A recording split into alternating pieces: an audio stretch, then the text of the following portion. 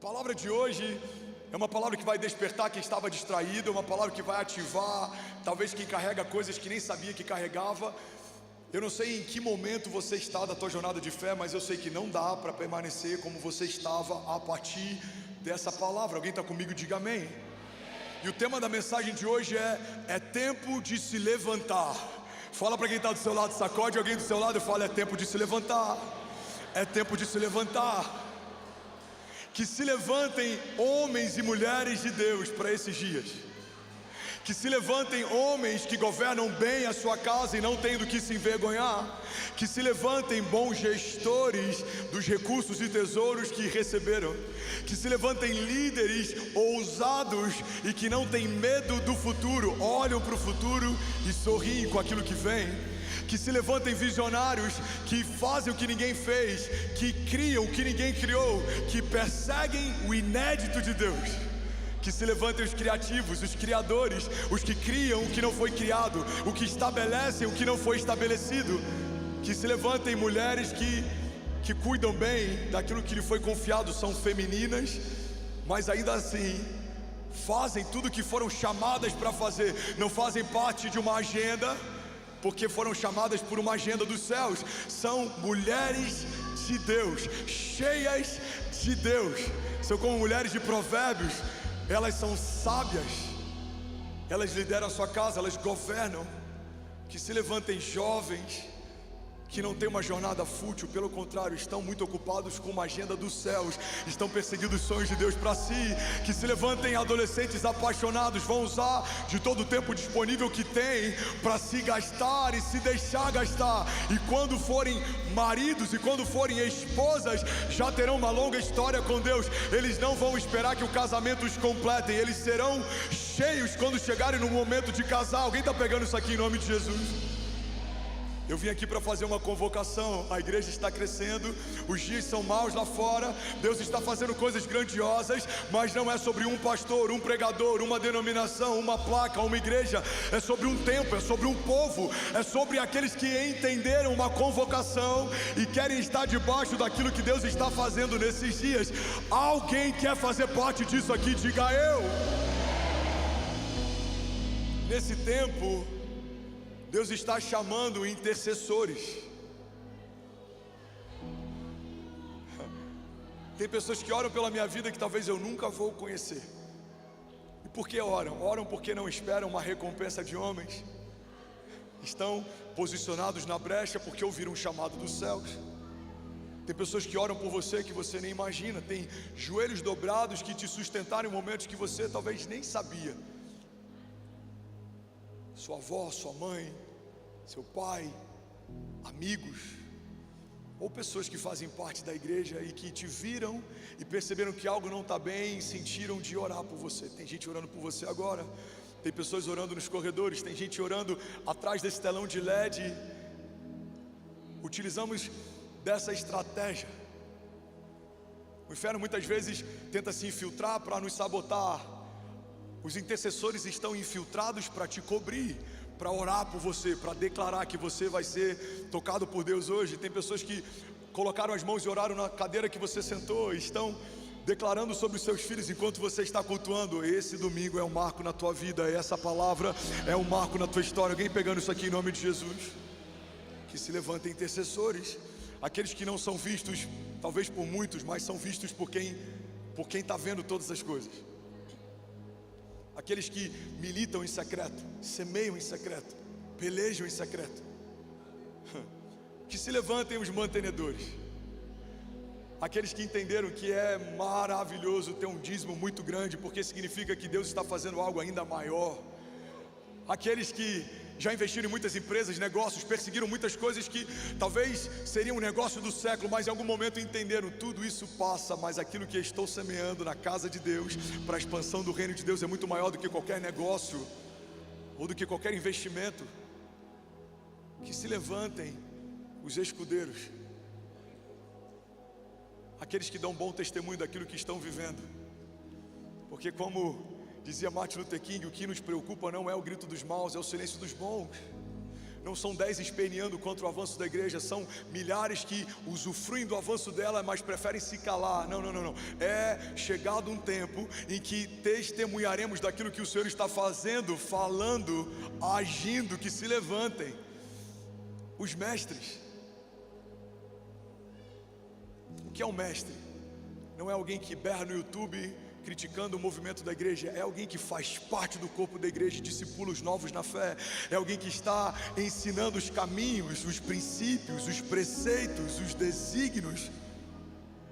Nos tornamos, pela misericórdia de Deus, a maior unidade de seminário teológico do planeta. Tem mais gente matriculado e cursando carisma em Alphaville do que em todas as outras unidades.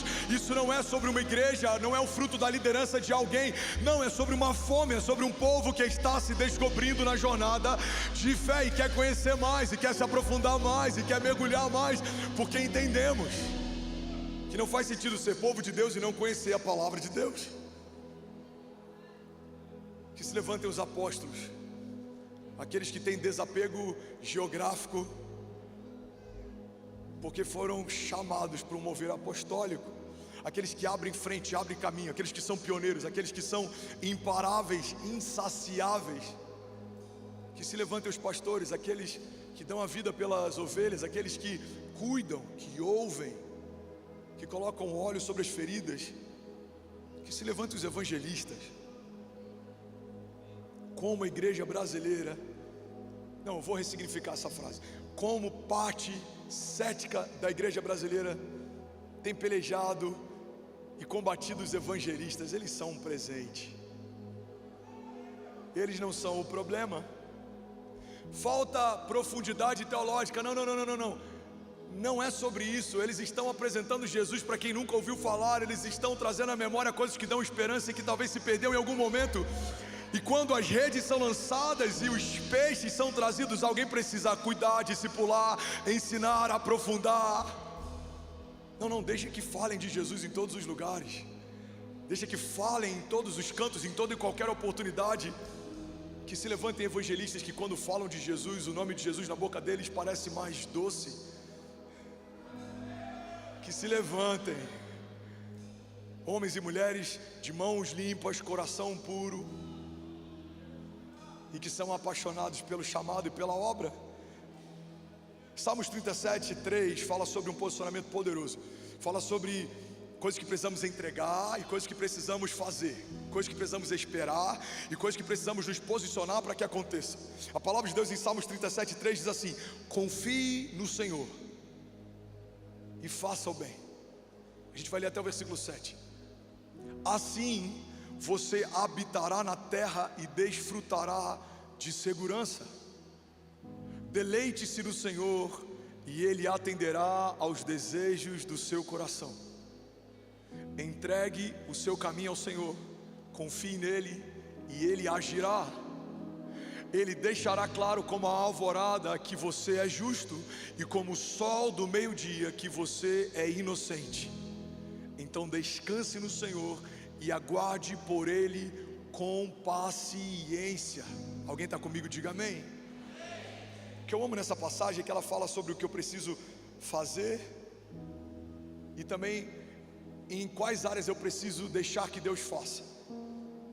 A palavra de Deus está dizendo: confie. Confiança significa não ter todas as perguntas respondidas. Confiança significa me mover em lugares que os meus olhos não funcionam. Confiança significa andar por vales de sombra e morte e mesmo assim não temer mal algum, porque eu sei quem caminha comigo.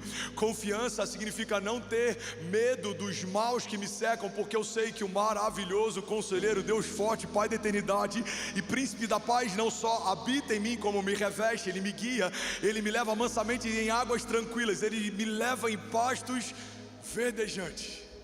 Confiança significa estar em um lugar em que tem flechas de todos os lados, levantes de todos os lados. Talvez a terra seja seca, você pega na areia e vê que o solo é árido, mas você semeia, porque Deus te mandou semear, e colhe nesse lugar inóspito 100 vezes mais do que qualquer pessoa naturalmente colheria. Isso é confiança. A Bíblia diz que Isaac semeou no tempo da seca e colheu ainda aquele ano 100 vezes mais do que tudo que foi semeado. Confiança é olhar para uma floresta e ver uma arca, mesmo quando seus olhos até aquele tempo nunca tivessem visto uma chuva, é se mover para construir uma arca. Por quê, pastor? Porque Deus mandou construir. É se colocar diante de Faraó, mesmo não tendo uma boa oratória, mesmo sendo criado dentro do palácio. Por quê, pastor? Porque Deus mandou se posicionar. Deus falou: pega o povo e marchem.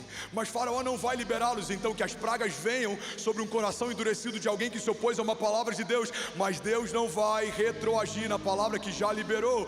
Não importa se homens maus serão feridos, a palavra que ele liberou vai se cumprir. Agora o povo foi liberado, o que faremos então? O mar está diante de nós. Coloca o cajado, continue marchando, o mar vai se abrir, o pão vai descer do céu, as roupas não vão se gastar.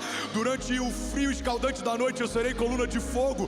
Durante o fogo, o calor escaldante do dia, eu serei nuvem de glória. Mas não pare de fazer. Por quê, pastor? Porque Deus mandou marchar. Ele mandou marchar, marche. Ele mandou correr, corra. Ele mandou confiar, confie. Ele mandou fazer, faça algo. Alguém está comigo? Diga amém. Isso é confiança. Confie no Senhor. Mas na mesma frase também diz: e faça o bem.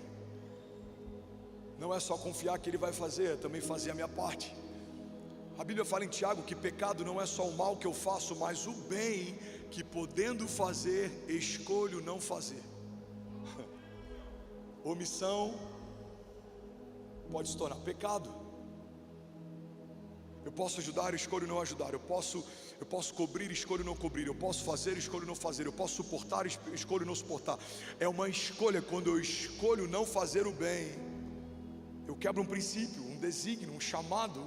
A palavra de Deus diz: confie e faça. A hipergraça é um convite para só esperarmos. Não precisamos fazer nada. Não. Precisamos fazer alguma coisa. No que diz respeito à salvação, não há nada que o homem possa fazer por si mesmo. Tudo que poderia ser feito, Jesus fez. Ele é o Salvador, Ele é o caminho, a verdade e a vida. Ele é o Cordeiro de Deus que tirou o pecado do mundo. Ele é o princípio, a primícia.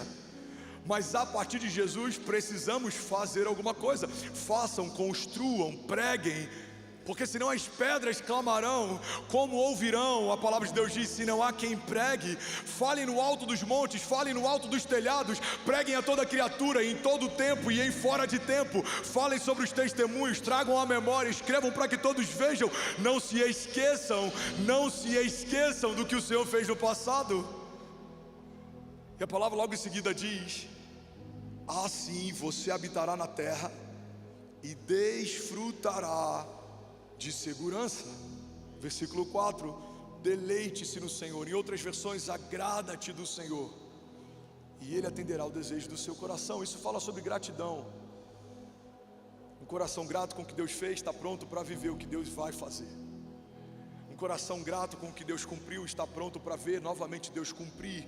Um coração grato com o que Deus acrescentou está pronto para novamente ver o Senhor acrescentar. Quando a palavra de Deus diz: agrada-te do Senhor, deleita-te no Senhor, está dizendo: não seja ingrato, porque talvez uma porta que você queria que se abrisse não se abriu. Não se esqueça, quantas portas já se abriram até aqui. Porque uma coisa que a gente queria muito que acontecesse, não aconteceu. Não seja ingrato. Você pode estar diante do maior livramento da tua história, mas porque você só conhece o teu passado e o teu presente, pode acreditar que isso seria a melhor coisa que aconteceria. Mas existe um Deus que também conhece o teu futuro e pode estar dizendo: filho, estou te poupando de algo que você não tem ideia. Deleita-te, agrada-te, e Ele atenderá os desejos do teu coração. Versículo 5: entregue o seu caminho ao Senhor, confie nele e Ele agirá. Deixa eu abrir um parênteses aqui. Eu prometi que não ia falar sobre isso, mas eu sinto de falar sobre isso. Um dos cultos mais poderosos que a gente viveu em Alphaville se chama o poder da entrega. Alguém estava aqui? E aí eu vi alguns Instagrams fazendo cortes com isso e falando que estávamos fazendo um leilão. Aí eu tive algumas reuniões com o conselho. O que a gente faz? Me posiciono ou não posiciono? Falo ou não falo? Eu falei: eu vou reivindicar em oração. E a minha oração foi, e a minha oração é: Senhor, aqueles que têm gerado escândalo, que sejam expostos através de escândalos. Irmão, pega isso aqui em nome de Jesus. Todo religioso tem um pecado oculto. Tem um religioso que acabou de ser exposto faz algumas semanas. Falava, apontava, vomitava, bum. pecado oculto. Todo religioso tem um pecado oculto. A nossa igreja, algum tempo atrás, viveu um dos cultos mais poderosos. E qual foi o tema do culto? O poder da entrega. Qual foi a premissa do culto? Você está pronto para ter tudo que você está disposto a entregar. Abraão quer um filho, recebe o filho. Deus pede o filho de volta para ele. Quando ele fala, eu estou pronto para te entregar, Senhor, o Senhor fala, então você pode ter. Tem muitas coisas que a gente não recebeu, porque se recebêssemos, abriríamos mãos até de Deus, mas não abriríamos mãos dessas coisas. Pega isso aqui, irmão. Tem coisas que se o Senhor tivesse te dado e você precisasse abrir mão de alguma coisa, abriria mão até dele, até da fé, mas não abriria mão daquilo que recebeu. Porque quando a gente coloca alguma coisa no lugar de Deus, Deus precisa sair do lugar que é dele. Ele não ocupa ou divide espaço com ninguém. Alguém está comigo? Diga amém. Então o versículo 5 fala: entregue os seus caminhos ao Senhor. A entrega é algo poderoso, porque quando eu entrego, eu perco a propriedade, eu perco o governo. Eu estou dizendo, Deus não é mais meu, eu entreguei. Os meus filhos não são mais meus, eu te entreguei. A minha casa não é mais minha, eu te entreguei. A minha empresa não é mais minha, eu te entreguei. O meu chamado não é meu, eu te entreguei. Então quando você entrega, você está pronto para ter. Por quê? Porque você pode se desprender de qualquer coisa, mas escolheu nunca se desprender do Senhor. Eu senti isso no meu espírito quando a gente recebe o Green Card. Com 3 meses Deus fala, volta para o Brasil. Deus falou, se você estiver pronto para abrir mão do sonho americano, você está pronto para eu te entregar nações. E é isso que a gente vê todos os domingos, nações estão sendo tocadas. Deus está fazendo algo grande. Por quê? Porque em algum momento eu preferi me desprender de uma geografia para poder me mover apostolicamente em geografias. Irmão, guarda isso em nome de Jesus. A geografia que você está, o lugar que você mora, aquilo que você tem, não é maior do que o Deus que te chama pelo nome. Ele pode acrescentar 1000 vezes mais do que tudo que você já viveu até aqui. Você só não pode abrir mão da tua fé, você só não pode abrir mão do Senhor, você só não pode abrir mão da tua família, dos teus filhos. Isso é precioso. Deus está te confiando algo grande. Alguém comigo aqui, diga amém. Versículo 6: Ele deixará claro como alvorada que você é justo, como o sol do meio-dia que você é inocente. Versículo 7, então descanse. Fala para quem está ao seu lado, descansa. Descanse, descansa. Tem crise lá fora, descansa. É fácil, não é? Mas é a única coisa que nos dá o escape. Todas as vezes que a gente tenta lutar para resolver, a gente se cansa mais e não resolve. Todas as vezes que a gente escolhe descansar, Deus começa a operar o que eu sozinho não conseguiria. Alguém já viveu isso em algum momento? Chega no momento que a gente está tão cansado e fala, cara, eu vou descansar em Deus. Ele sabe o que eu preciso, Ele vai me dar o escape. E aí o escape vem. Irmão, olha para mim, pega isso aqui em nome de Jesus. Gênesis, princípio de tudo. 7 dias. Deus constrói em 5, gera o homem no 6º e descansa no 7º. Mas se Deus não se cansa, a palavra em outro momento fala que Ele não se cansa. A gente poderia até dizer, a palavra de Deus está em contradição, a palavra de Deus está com uma incoerência, porque se em um momento a Bíblia fala que Ele não se cansa, por que no 7º dia lá no princípio Ele descansa? Porque o descanso de Deus não é sobre um Deus cansado que precisa recarregar, é sobre um Deus pleno que está contemplando o que fez.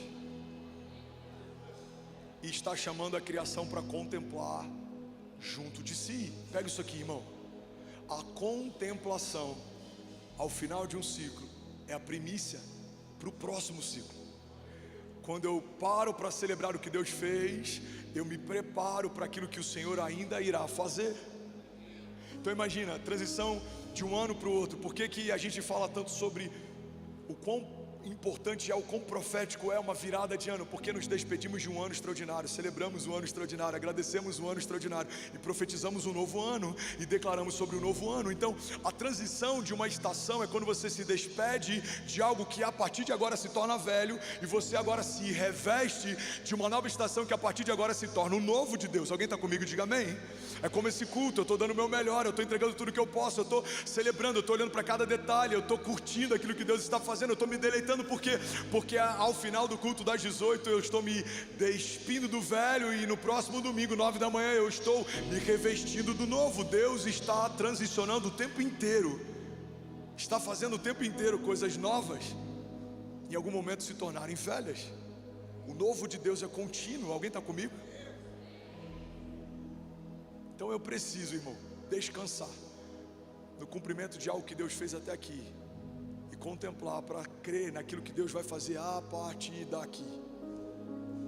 Por que descanso é mandamento? Porque a nossa natureza humana é ativista. A nossa natureza humana, ela quer fazer o tempo inteiro, mas descanso também é feito. Escolhemos descansar, nos deleitar, e a palavra de Deus diz: descanse no Senhor e aguarde por Ele com paciência. Não se aborreça com o sucesso dos outros, e nem com aqueles que maquinam o mal. Igreja de Jesus, é tempo de se levantar, é tempo de confiar mais, é tempo de descansar mais, é tempo de fazer mais. Faça o bem, confie, descansa, creia, e Ele vai surpreender alguém aqui nesse ano. Eu não sei quem é, se é você, toma posse disso em nome de Jesus. Esse é o ano extraordinário do Senhor para alguém aqui nessa manhã. Alguém está comigo? Diga amém. A gente encontra na Bíblia muitos arquétipos e muitos tipos de posicionamento. A gente encontra homens leais, escudeiros e protetores, como os valentes de Davi. Eram homens loucos que se tornaram poderosos na batalha. A gente encontra homens sábios, como Daniel, que tinha mais sabedoria do que todos os sábios da Babilônia. A gente encontra líderes, como José, como Davi, como Moisés, como Neemias. A gente encontra homens que ensinavam, nós encontramos homens que construíram, nós encontramos homens que batalharam, nós encontramos homens que fizeram grandes feitos, nós encontramos sacerdotes. Todos os tipos de posicionamento e todos os arquétipos são encontrados nos personagens bíblicos. O que eu preciso fazer na minha jornada de fé é entender qual é o meu arquétipo e qual é a minha posição, qual é o meu chamado e qual é a minha missão, o que eu carrego e o que Deus me chamou para fazer, porque eu não vou prestar contas sobre o chamado do irmão da cadeira do lado, mas eu vou prestar contas dos talentos que recebi e não usei. A Bíblia fala que o Senhor que acrescentou talentos voltou para prestar conta dos talentos que deu. Aqueles que enterraram o pouco que receberam lhe foi retirado, mas aqueles que administraram bem receberam mais. Irmão, com muito temor eu falo, eu me vejo 10 anos atrás, eu vejo o que o Senhor está fazendo hoje, eu não tenho dúvida. Há um acrescentar de Deus, há um acréscimo de Deus, por conta da fidelidade com pouco que eu havia recebido. Irmão, você não tem noção do pouco que eu carregava no início da minha jornada de fé. Você não tem noção de como eram as pregações, de como era a liderança, de como era a minha jornada. Você não tem noção do primeiro marido que Kézia recebeu há quase 17 anos atrás, que era impulsivo, que era inconstante, que era carnal, que era explosivo. Mas no pouco Deus viu algum tipo de fidelidade, foi acrescentando e foi acrescentando. E eu quero declarar que hoje eu sou um líder melhor do que eu era, mas é um líder muito pior ou inferior do que eu vou me tornar. Eu sou um pai melhor do que eu era, mas sou um pai ainda muito pior do que o pai que eu vou me tornar. E assim vai ser você. Você vai brilhando, brilhando, brilhando até se tornar dia perfeito. Você vai ser um marido melhor, uma esposa melhor, um líder melhor, um governante melhor. Você vai ser alguém que maneja bem a palavra, que tem mais profundidade. Você vai ser alguém que entende os desígnios, o tempo, o modo. Você vai ter mais sabedoria do que tinha até aqui. A Bíblia fala que Deus dá sabedoria livremente àqueles que pedem. Você vai ser conhecido como alguém sábio. Pessoas vão buscar conselho em você. Você vai ter a palavra certa na hora certa. Vai ser conselheiro de homens grandes. Recebe isso em nome de Jesus e se posiciona para se tornar isso. Homens como os homens da tribo de Issacar. 1 Crônicas 12:32 fala que quando Davi convoca o povo, a tribo de Issacar envia 12 chefes. E esses homens da tribo de Issacar, eles tinham algo poderoso, Caio, eles tinham algo interessante. Eles discerniam o tempo. Alguns estudiosos acreditam que quando a Bíblia fala que eles discerniam o tempo, eram homens que entendiam quando ia chover, eles entendiam do clima, eles entendiam de estações. Mas há também uma parte dos estudiosos que acreditam que eles discerniam o tempo de se mover, como fazer. Eles eram conselheiros, eles sabiam o tempo certo, o tempo perfeito. E eles são enviados pela tribo de Issacar para compor esse ajuntamento de Davi. Irmão, em muitos momentos, coisas que você viu na minha liderança foram como se fossem lampejos, assim, como se fosse... Se a gente fosse falar de forma natural, alguém diria que foi um insight. Mas como nós somos homens espirituais, você vai entender que foi uma impressão no espírito. Eu tive uma impressão. Qual foi? Vamos fazer um lago para o batismo. Mas ainda é cedo, mas a igreja é pequena, mas é muito caro, mas é muito grande. Não, vai se tornar pequeno. Porque quando abrimos espaço, Deus vai operar, e isso vai se tornar um marco na nossa casa. Vamos expandir, mas para que isso tudo? São 35 mil metros quadrados, vai se tornar pequeno. Eu sinto que quando trouxermos mais vasilhas, o Senhor vai continuar derramando o seu azeite. Existe óleo interminável, porque a fonte é o céu, e no céu não há falta, no céu não há limite. Se você tiver uma fé ilimitada, você viverá milagres ilimitados. A fé não limita a Deus, Deus não limita a fé. Deus está aguardando que homens ousados e crentes se posicionem e creiam para que Ele opere grandes feitos. Alguém está comigo aqui? Diga amém.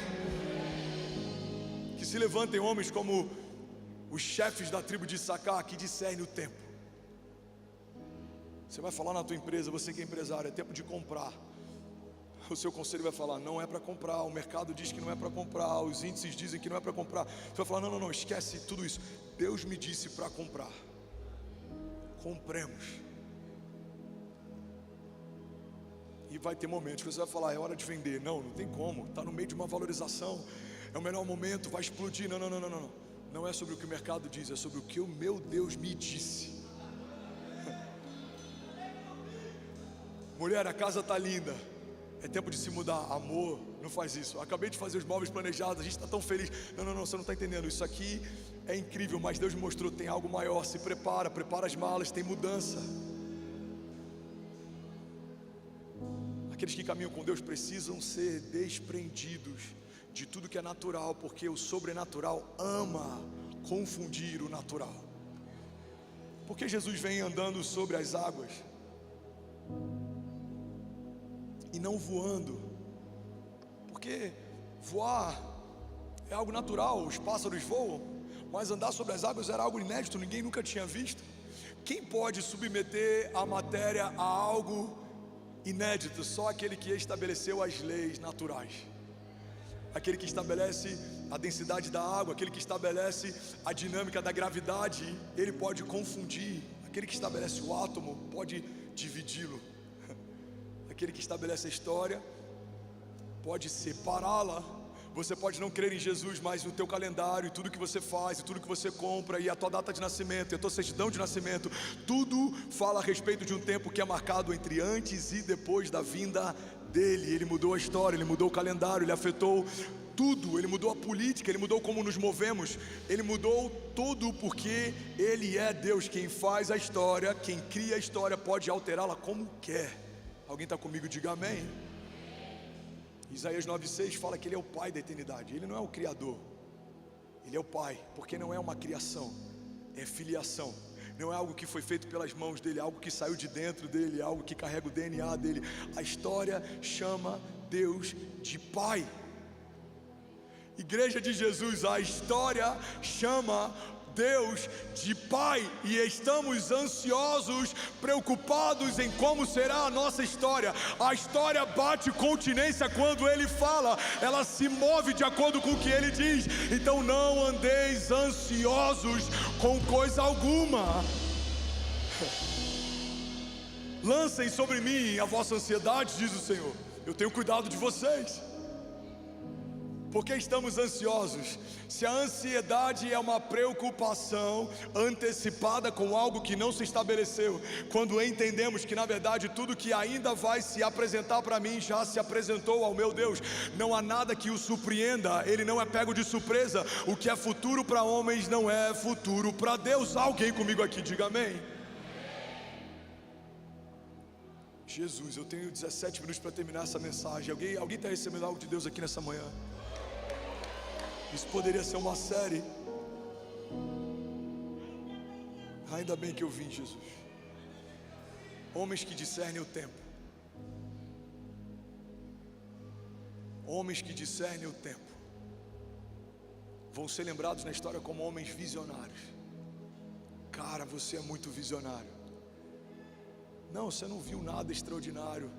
Você não criou nada extraordinário, você só discerniu o que Deus te falou para fazer. Ele disse pula, você pulou. Ele disse pare, você parou. Ele disse corra, você correu. Ele disse voa, você voou. Ele disse compra, você comprou. Ele disse venda, você vendeu. Ele disse espera, você esperou.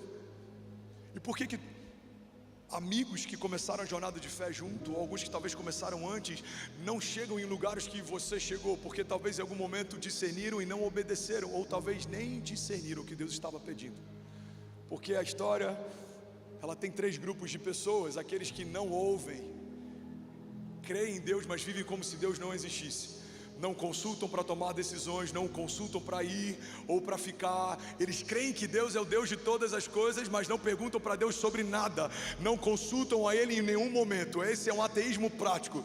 O ateísmo teórico é alguém que teoricamente não crê que Deus existe. O ateísmo na prática é alguém que crê que Ele existe, mas vive como se não existisse. Tem um conselho consultivo na empresa, mas não busca no secreto conselhos de Deus. Ele pede a opinião dos amigos, mas não busca no secreto uma opinião de Deus. Irmão, existe o segundo grupo de pessoas: aqueles que ouvem, discernem, mas não obedecem. Eu sei que é para fazer, mas eu não quero. Eu sei que é para entregar, mas eu não vou entregar. Eu sei que é para servir, mas eu não vou servir. Eu sei que é para falar, mas eu não vou falar. E o terceiro grupo de homens é aqueles que discernem, obedecem e vivem a plenitude da vontade de Deus. Transformai-vos, pois, pela renovação da vossa mente, para que possam experimentar qual é a boa, agradável e perfeita vontade de Deus. Ei, Igreja de Jesus, logo em Alphaville, é tempo de se levantar. Alguém comigo aqui, diga amém. Somos 18 mil famílias. Austrália, França e Inglaterra acabaram de conectar. E eu queria falar com alguém que vai se levantar nesses dias e vai viver ainda esse semestre um novo tempo de posicionamento e fé, e quer romper em 2025. Onde é que está você? Levante as suas mãos. Será que alguém pode dar um brado de liberdade aqui nessa manhã? Aleluia. Aleluia. Tem uma frase que me pega muito. Eu falei sobre ela, eu acho que no podcast que eu fiz com o Joel J esses dias. Se você não ouviu esse podcast, ouça. Eu tenho recebido muitos testemunhos de conversão a partir desse tempo de mesa. Essa frase, ela explodiu na minha mente. Um dia você brincou com seus amigos de infância na rua pela última vez, e nenhum de vocês tinha ideia disso. Um dia você brincou de pique-pega na rua pela última vez, irmão, e nenhum de vocês tinha ideia que seria a última vez. Faz sentido? Se eu te perguntar qual foi a última vez, talvez alguns de nós não vão conseguir lembrar qual foi a última vez que você brincou na quadra da sua escola, ensino médio. Qual foi a última vez que você ouviu o sino do intervalo? Na época, coisas que eram entediantes e até odiosas, hoje se tornam saudosismo. Que tempo bom. Os problemas eram outros, os desafios eram outros. Agora imagina se a gente entender e começar a discernir qual é o final de cada estação e poder saboreá-las, porque entende que estamos nos despedindo delas e acessando novas estações. É um homem mais atento, é alguém que não está à espera de um tempo futuro, está sendo encontrado ausente no tempo presente. Eu falei sobre isso um tempo atrás, numa pregação sobre ansiedade. Tem um livro, se eu não me engano, é um ensaio sobre ansiedade ou algo do tipo. Eu nem indico porque é um autor que se perdeu na fé, ele apostatou da fé, mas tem algo que ele fala sobre ansiedade que é poderoso. Ele fala que quando eu vivo sempre à espera de um tempo futuro, quando aquilo que um dia era futuro se torna presente, me encontra ausente, porque eu estou esperando o próximo futuro chegar. É como se a vida fosse uma linha de trem, e ao invés de estar na estação em que o trem vai passar, eu já estou na próxima. E quando o trem chega para me buscar, não me encontra, porque eu já estou na próxima estação esperando ele chegar. O problema de vivermos ansiosos é que perdemos a capacidade de degustar do maravilhoso agora. Sim, será glorioso o dia em que batizaremos 6.000 pessoas, mas é maravilhoso poder batizar 2.500, como foi maravilhoso batizar 1.800, como foi maravilhoso batizar 500, como foi maravilhoso batizar 5. Então, quando você celebra e degusta o que Deus está fazendo agora, mas entende que existe algo novo que Deus ainda vai fazer, você se torna alguém que não é mais refém do tempo. Você não está perdido, você não está deprimido olhando para o que viveu, você não está ansioso olhando para o que vai viver, você está posicionado, discernindo o tempo. Você e a sua casa viverão o tempo perfeito de Deus, não serão roubados pela ansiedade. Alguém comigo aqui diga amém. A vida é um presente e ela passa. A vida é efervescente, ela passa rápido. Esse é o tema do meu próximo livro. A vida é efervescente, é como uma pastilha que colocamos na água, e no início ela é tão forte, parece que nunca vai acabar. A gente faz alguma coisa e quando volta a efervescência já acabou.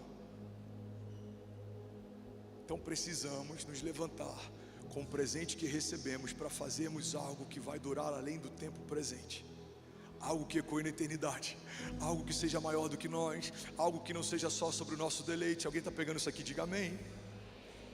Martin Luther King, ele dizia: se o homem não descobriu nada pelo que morreria, não está pronto para viver. 1 João 2,17 diz: o mundo e a sua cobiça passam, mas aquele que faz a vontade de Deus permanece para sempre. A palavra de Deus está dizendo que se você constrói a sua vida a partir dos seus desejos, da sua vontade, tudo isso passa. Mas se você constrói a tua história a partir da vontade de Deus, tudo que você constrói com Ele vai permanecer para sempre. Não vai ser roubado, não pode ser retirado, não vai desmoronar, não vai ruir. Você não vai construir um castelo de cartas, muito menos uma casa firmada na areia. Não, você está construindo algo firmado numa rocha inabalável, e não lhe será retirado, não lhe será roubado. Alguém está recebendo isso aqui em nome de Jesus? Diga amém. Eu estava meditando nessa palavra nessa madrugada. Eu não sei como vai ser esse ano, eu estou tentando me antecipar, mas nos últimos anos toda a mensagem, todo o sermão que eu gero na madrugada de sábado para domingo. Então eu fui dormir 7 da manhã, acordei 8, tomei um banho e vim para cá. Essa mensagem está fresca. Deus está falando comigo enquanto fala com você. Eu estou ruminando aquilo que Deus está falando comigo ao longo da semana, e eu derramo sobre você no domingo. E Deus me falou sobre 3 coisas. Isso não é um método, eu não li em lugar nenhum, mas é algo que Deus me chamou para viver. E se fizer sentido para você, talvez faça sentido você pautar esse ano a partir dessa premissa. E Deus me disse sobre 3 coisas. Ele disse: a primeira delas é: André, construa algo que seja maior que você. Todo homem precisa construir algo que é maior do que si. Então você tem que se dedicar a 3 tipos de construção. A primeira delas é: construa algo que seja maior do que você. O seu legado é maior do que você.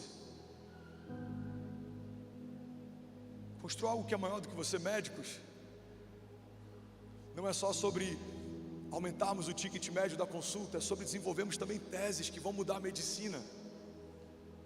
É sobre descobrirmos a cura para enfermidades. É sobre revolucionarmos o setor que estamos. Empresários, não é só sobre procurar um mercado que a margem é melhor e que pode se escalonar mais. Não, isso também é bom, mas tenha no teu pool de negócios algo que seja maior, tem um propósito maior. Você vai falar: isso aqui é para fazer dinheiro, isso aqui é para fazer história. Tem 2 coisas, abrindo parênteses, não confunda elas, pode ser perigoso. Existe meio de vida. Pastor Costa Neto, ele fala sobre isso, e quando ele falou isso numa mesa, explodiu a minha mente. Ele falou: André, existe algo que é meio de vida, com o que você faz para ganhar dinheiro, o que você faz para manter a tua casa, o que você faz para pagar as contas, o que você faz para você expandir financeiramente, criar patrimônio, mas existe também missão de vida. Missão de vida é o que você faz mesmo sem receber para fazer. Missão de vida é o que você foi chamado por Deus para fazer. Missão de vida é um chamado que antecede a tua existência.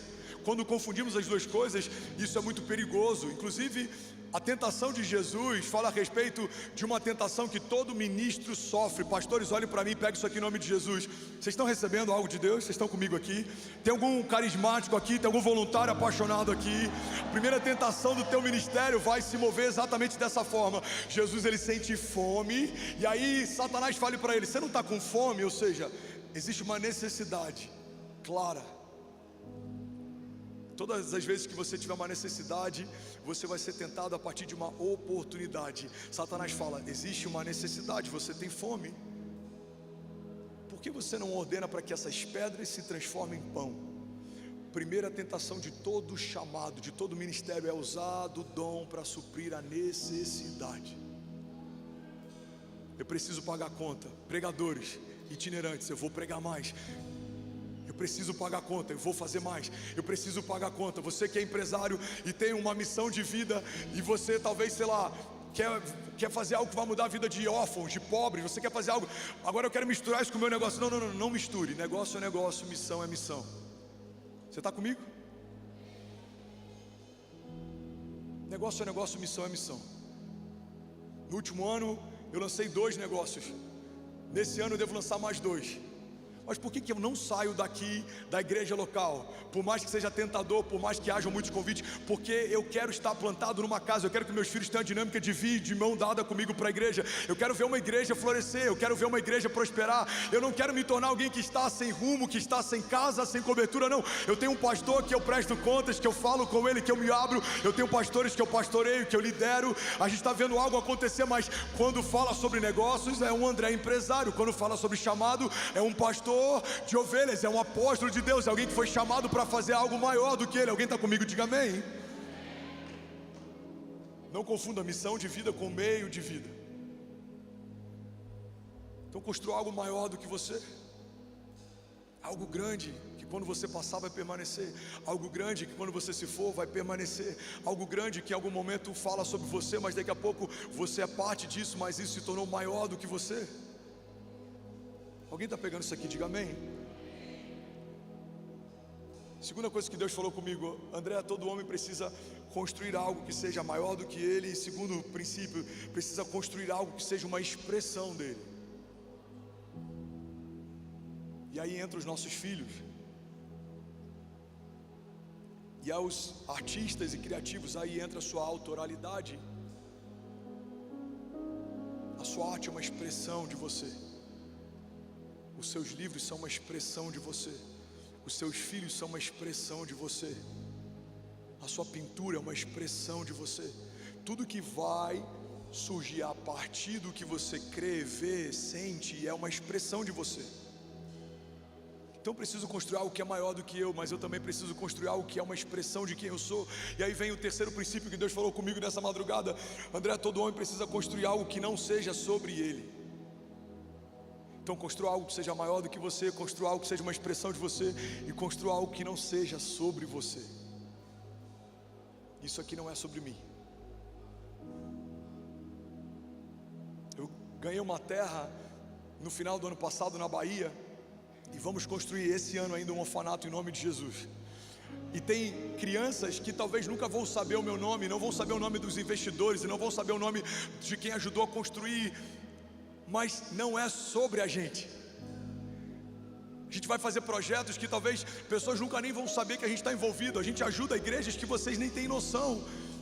Já ajudamos a cobrir igrejas que foram destelhadas, já ajudamos a reconstruir igrejas que foram inundadas, já ajudamos a pastores, já ajudamos a pastores em situação difícil, já ajudamos a famílias. Algumas vocês viram aqui no palco, como aquele menino que não tinha as próteses, como aquela família que foi tirada da rua, como aquele pastor que não tinha uma perna, muitas mais histórias. Vocês não vão ter nem ciência, porque precisamos também fazer algo que não seja sobre a gente. Você tem uma oportunidade, faça, mesmo que não saibam, mesmo que não seja divulgado, mesmo que não seja propagado, faça, porque quem precisa ver está vendo. Alguém comigo aqui, diga amém. Igreja de Jesus, é tempo de se levantar. Empresários, é tempo de se levantar. Não é só sobre imagem ou escalabilidade, é sobre você usar do recurso que Deus te confiou para fazer algo que seja maior do que você, que vá além de você, que não seja sobre você. Salmos 92:13 diz: o justo florescerá como a palmeira, crescerá como o cedro do Líbano. Os que estão plantados na casa do Senhor florescerão nos seus átrios, e na velhice ainda darão frutos, e serão viçosos e vigorosos. Alguém pode dizer glória a Deus por isso? Vocês estão comigo ainda? Aleluia. Eu sinto um temor invadindo essa casa, e eu sinto uma mudança.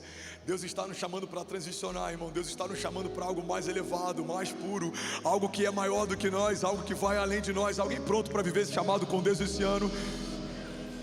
Você vai se dedicar a coisas grandes nesse ano. Você vai começar a olhar para coisas que não estão na agenda de Deus, e o seu coração vai começar a achar que essas coisas são fúteis.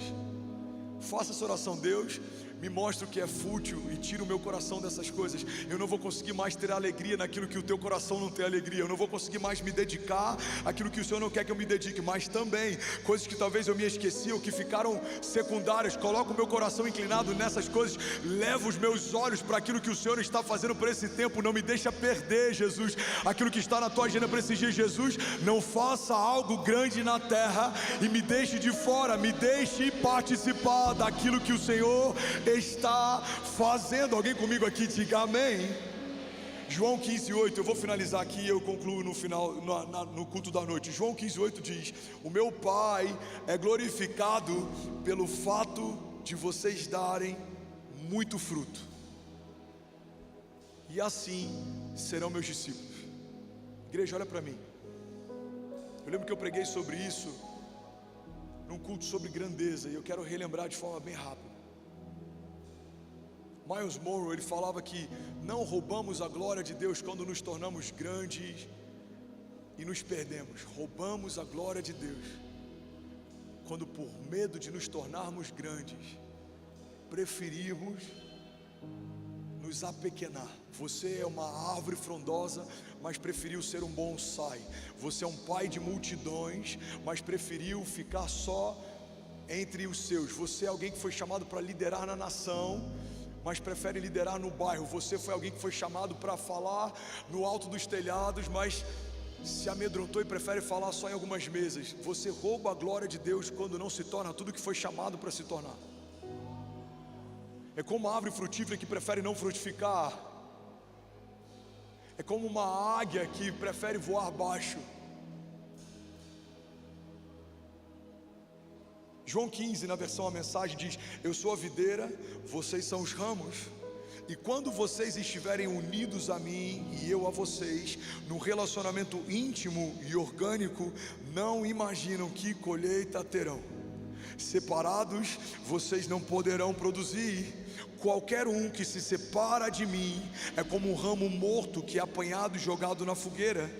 Mas se vocês estão em mim e as minhas palavras estão em vocês, estejam certos de que as suas petições serão atendidas, porque é dessa maneira que o meu Pai demonstra quem Ele é.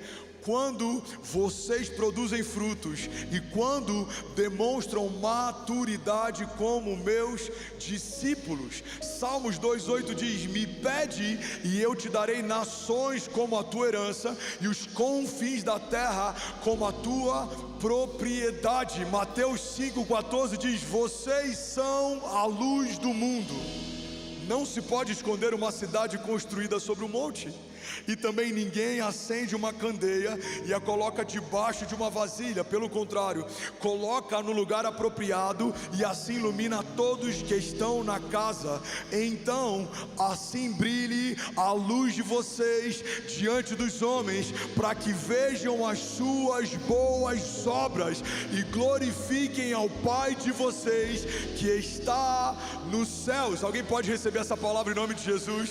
Levante as suas mãos, feche os teus olhos. Eu quero profetizar essa palavra sobre você.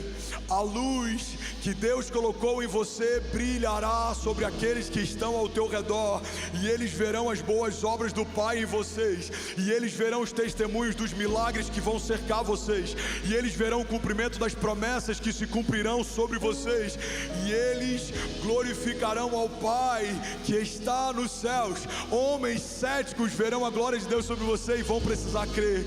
Eles vão reconhecer: só Deus poderia fazer o que ele está vivendo, só Deus poderia dar a ele a criatividade que ele está se movendo, só Deus poderia permiti-lo ver o que ele está vendo, enxergar o que ele está enxergando, construir o que ele está construindo. Homens que não criam em Deus precisarão reconhecer: não é sobre ele. Um homem natural não faria o que ele faz, um homem natural não pensaria como ele pensa, não falaria como ele fala, não se moveria como ele se move, não correria como ele corre, não voaria como ele voa. Eu declaro em nome de Jesus: pés firmados que não tropeçarão, homens que não se desviarão, casas que serão conhecidas como casas de justiça, como casas de oração, famílias convocadas por Deus para se posicionar em Deus e serão poderosos na terra. Os seus filhos serão poderosos na terra, a tua casa será poderosa na terra. Você se moverá em temor, em santidade, em profundidade, em revelação, e os frutos te secarão. Não faltará no teu celeiro recurso, não faltará na tua mesa testemunho, não faltará sobre a tua cabeça óleo fresco. Você e a tua casa serão mais tementes, mais apaixonados. Vocês se moverão em fé, romperão em fé e viverão ainda esse ano o maior romper da tua história, em nome de Jesus. Alguém recebe isso em nome de Jesus? E aí, tudo bom? Você acabou de assistir uma mensagem aqui do nosso canal. Eu tenho certeza que ela te edificou e que ela vai gerar algo novo em você. E a gente separou mais 2 vídeos. Eu quero deixar essas indicações aqui para você continuar queimando com Jesus. E eu quero muito te fazer um pedido também. Se essa mensagem te edificou, comenta aqui embaixo, segue o canal, me ajuda a compartilhar para que mais pessoas sejam tocadas também. Deus te abençoe.